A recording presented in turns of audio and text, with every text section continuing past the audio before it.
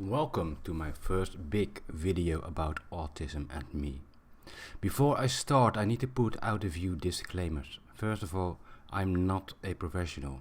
I am autistic myself and speak from my own personal experiences and observations only.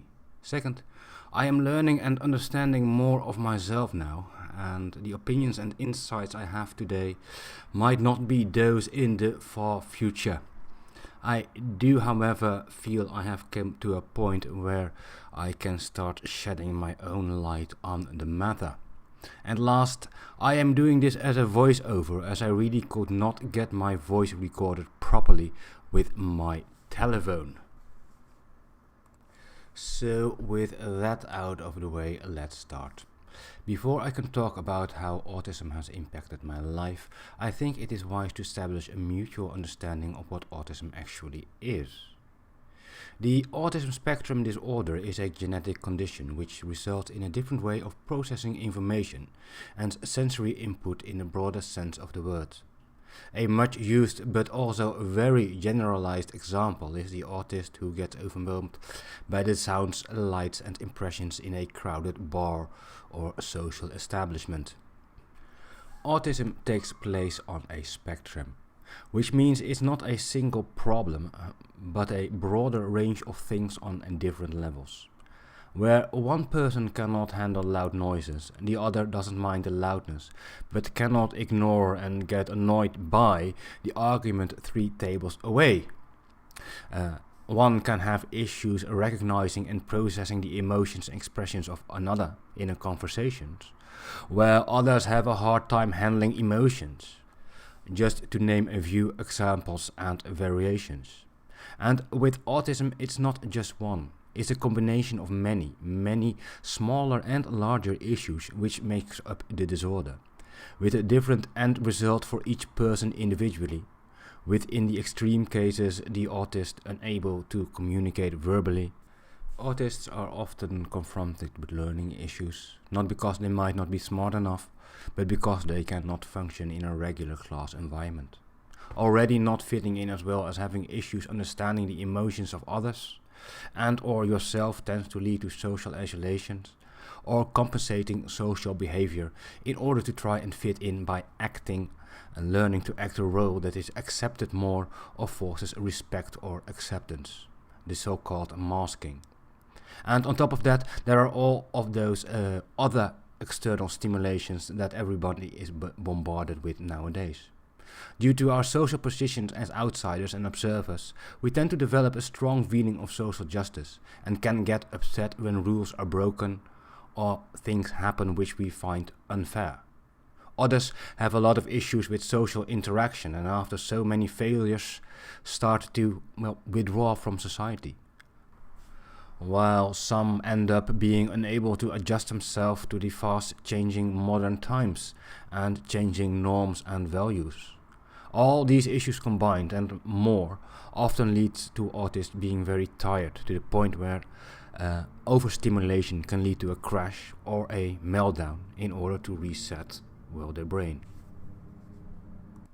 In order to compensate for all the sensory impulses, many autists develop ways of temporarily relieving the stress and anxiety a bit and avoid or delay a meltdown, the so-called stims or stimming.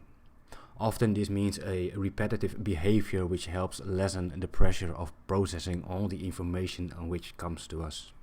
This can be the classical and well-known flapping of the hands, rocking with your body, chewing on stuff, playing with your hair, but also the need to feel certain textures or smell certain smells.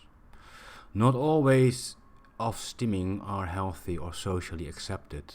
Nowadays young adults are guided in their STEM development, and in the end each individual has their own way of doing it. It's not all bad though, there are some positive qualities to the disorder as well. Though we can have a hard time of getting it out and showing it, many autists are above average in intelligence, and once we put our mind to something it is very hard to get it off again. We can be totally obsessed by something, in the broadest sense of the word, and dive into the topic completely. Though it can be hard for us to motivate ourselves for one thing, we tend to give us our all when we actually set ourselves to doing something and be the best in what we do. We are reliable when we commit and can have the most vivid and wildest imaginations and fantasies, with an unique view on the world as outsiders. How autism affected me I will discuss in great detail in a coming video. Having that said, don't forget to hit the like, subscribe and the bell notification button if you want to stay updated about Skitty, and follow my videos about autism, adoption, prostitution and life in general. I do, however, wish to talk a bit about myself and in particular the diagnosis. I received my autism diagnosis at the age of 39, late September 2019. As my age reveals, I was born in 1980, and high-functioning autism back then was simply not discovered yet. So I missed out on the early diagnosis, as well as the proper guidance which the early diagnosed children get nowadays. Nobody there to blame, just a case of bad luck and bad timing, I guess. However, due to the issues in my life, I knew I was different, and for the last 20 years or so I have been visiting psychologists in order to help me navigate and understand life better. It was only till the end of 2018 that my current psychologist let me do a test in order to see if my issues were measurable, which resulted in a possible hint to autism. As the result of that test, the test showed that I had issues on not just one or a few aspects, but pretty much most of them, most of the aspects which were tested, I had issues on or had a more or less degree.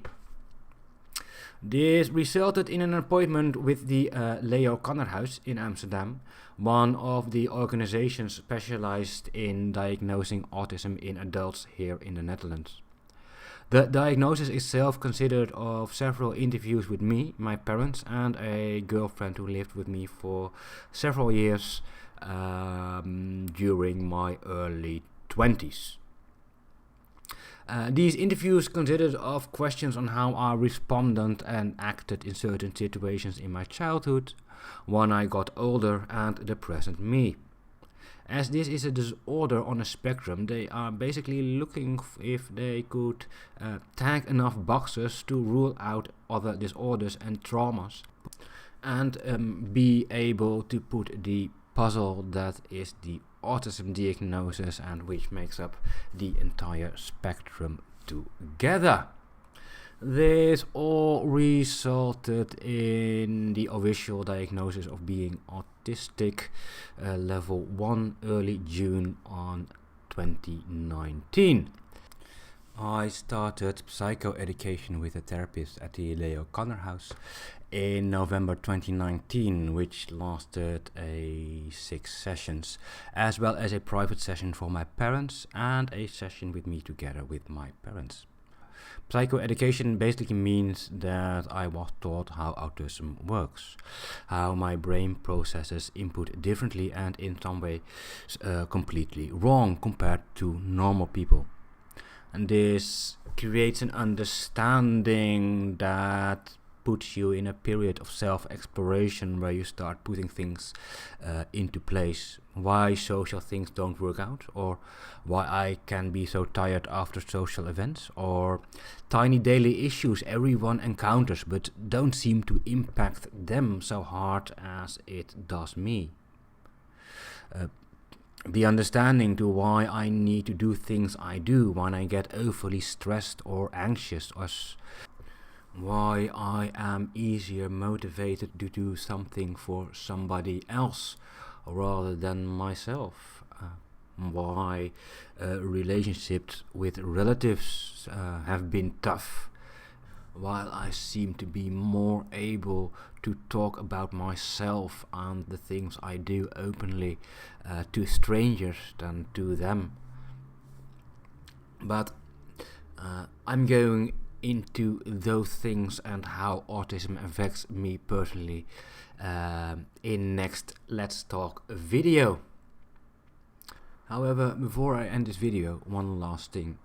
Science is pretty certain autism is caused by a combination of several genetic defects combined. This is the reason why females are underdiagnosed and often misdiagnosed, cause they can mask their behavior in social settings better and easier than males do. There is no cure for autism, just as you cannot cure someone from having blue eyes, being tall or being short. Being an autist is not bad. Being an autist does not mean you are sick. We do not need pity, nor is it an excuse. It does mean learning to deal with a world that is not designed for you. I managed to cope for the last 40 years, and now I am starting to actually learn how to deal with it. I hope you enjoyed this video. Again, I'm not a professional. My goal is to have my experience and knowledge help others, help to make things discussable, and give a larger audience a bit more general knowledge on a fairly common disorder. Please like, subscribe and hit the bell notification button, and feel free to leave a comment. Do keep them suitable for all ages and audiences. If you want to ask me real in-depth questions, then have a look at my Patreon page. You can find the link in the description.